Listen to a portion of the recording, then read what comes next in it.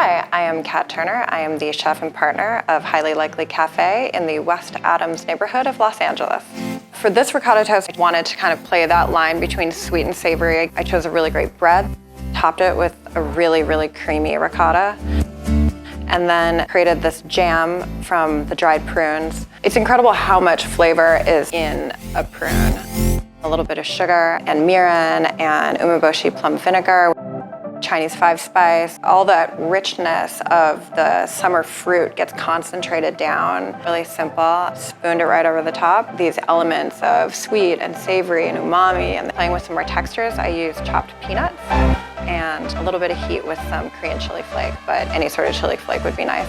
Giving it a little bit of pop and freshness with some micro basil. You could use regular basil, of course. You've got this intersection of flavor and texture, and it was like, whoa, prunes there's like a chocolatey quality to them. This is like an upscale peanut butter and jelly, and all these flavors came into play.